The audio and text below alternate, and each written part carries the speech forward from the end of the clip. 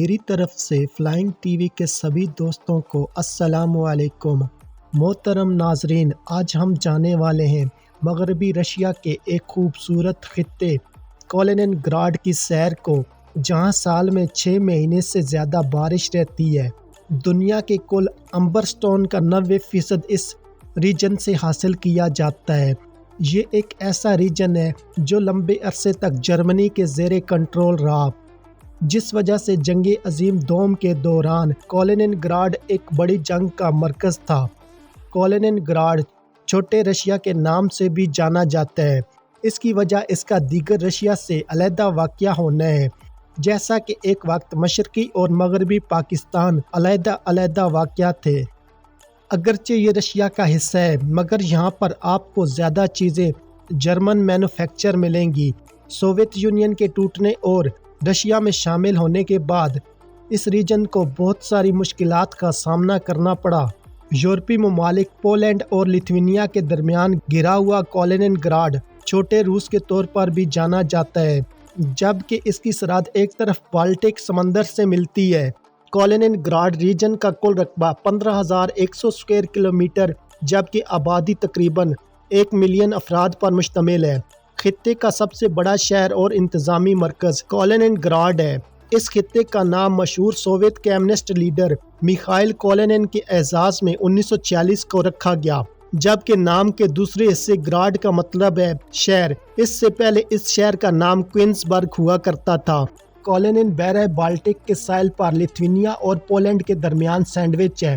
یہ خطہ ماسکو سے اس وقت منقطع ہو گیا تھا جب 1991 کو سوویت یونین ٹوٹنے کے بعد لیتھوینیا آزاد ہو گیا تھا، اور یہاں کے باشندوں کو یورپی راستوں کے ذریعے ہی دیگر رشیا تک رسائی ممکن تھی۔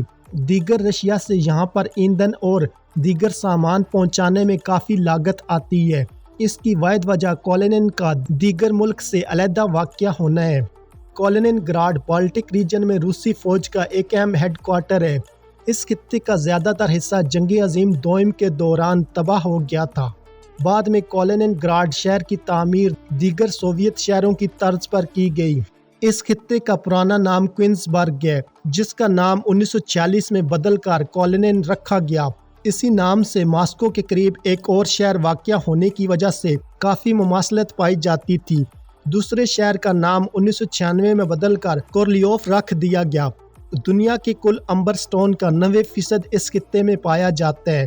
امبر سن سٹون کے نام سے بھی جانا جاتا ہے۔ امبر سونے سے بھی زیادہ قیمتی پتھر ہے۔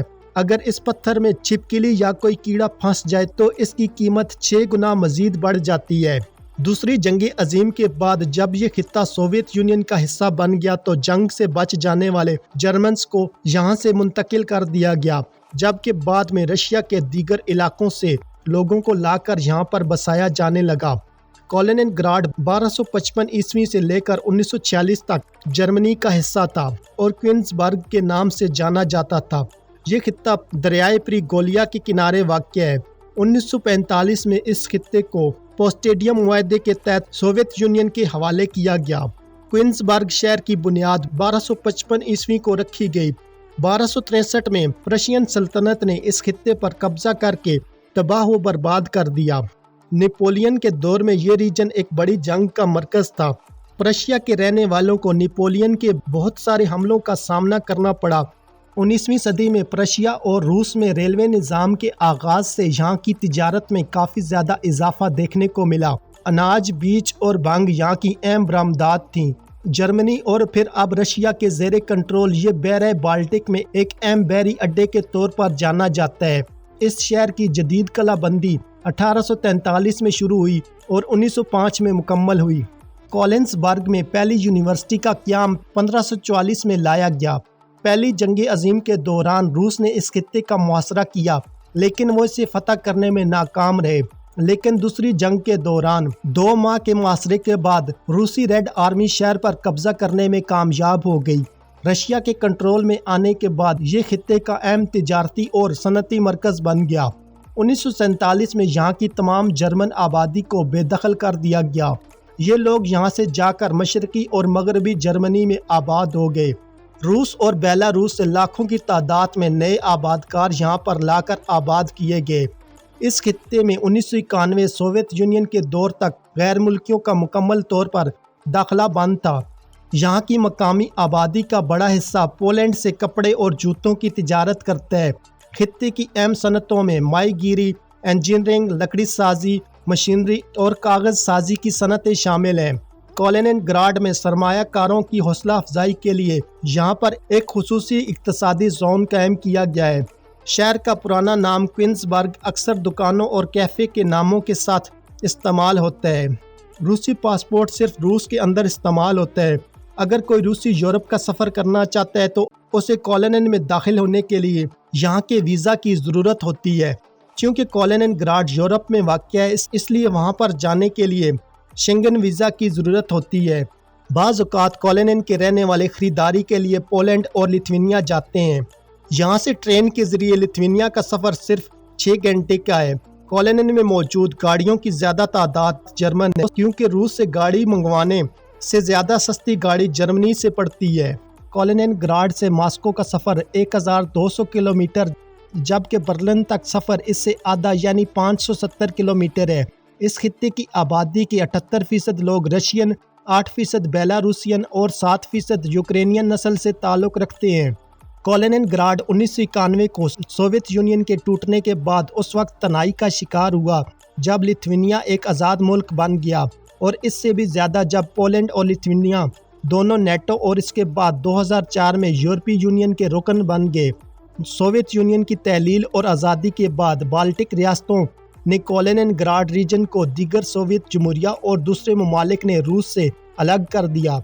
रूस में इस खित्ते के शामिल होने के बाद पड़ोसी ममालिक ने सख्त सरहदी कंट्रोल नाफिज कर दिया। 1996 कॉलिनिन स्वर्डोलिस्क के साथ रूस का पहला ओब्लास्ट बन गया, जिसने मकामी हुकूमत के साथ इक़्तिदार की तकसीम के मुआहदे पर दस्तखत किए। ताहम ये मुआहदा 31 मई 2002 को ख़त्म कर दिया गया। इस इलाके की इक़्तिसादी सूरत-ए-हाल, यहाँ की जोग्राफियाई अहमियत और रूसी फ़ौजी छावनियों के हजम में नुमायाँ कमी से बुरी तरह मुतासिर हुई। 1991 के बाद कुछ जर्मन नस्ल के लोग इस इलाके में हिजरत करके वापस आ गए, जैसा कि रूस और काज़ाकिस्तान के दीगर हिस्सों से वोल्गा जर्मन्स। ख़ास तौर पर जब जर्मनी ने साबिक सोवियत यूनियन के लोगों के लिए सख्त पाबंदियाँ कर दीं। कॉलिनिनग्राड में आबाद जर्मन लोगों की ज़्यादा तादाद रूसी ज़ुबान जानती है, जिस वजह से जर्मनी के नए कानून के मुताबिक इन्हें जर्मनी के अंदर दोबारा आबाद होने की इजाज़त नहीं। जुलाई 2005 में कॉलिनिनग्राड शहर की 750वीं सालगिरह मनाई गई। कॉलिनिनग्राड की बंदरगाह वाहिद रूसी बंदरगाह है जहाँ पर सारा साल बर्फबारी नहीं होती। इस रीजन का सबसे बड़ा दरिया ट्रिगोलिया है। इस दरिया की लंबाई 123 किलोमीटर है। दोस्तों, आज की मेरी ये वीडियो रूसी रीजन कॉलिनिनग्राड के बारे में थी। उम्मीद है कि आपको ये वीडियो पसंद आई होगी। इस वीडियो को लाइक करें, अपने दोस्तों के साथ फेसबुक, ट्विटर और व्हाट्सएप पर शेयर करने के अलावा चैनल पर नए आने वाले दोस्तों से गुजारिश है कि वो यूट्यूब पर हमारा चैनल फ्लाइंग टीवी सब्सक्राइब कर लें और साथ दिया गया घंटी का बटन दबा दें, ताकि आपको हमारी आने वाली तमाम वीडियोज़ के नोटिफिकेशन मिलते रहें। शुक्रिया।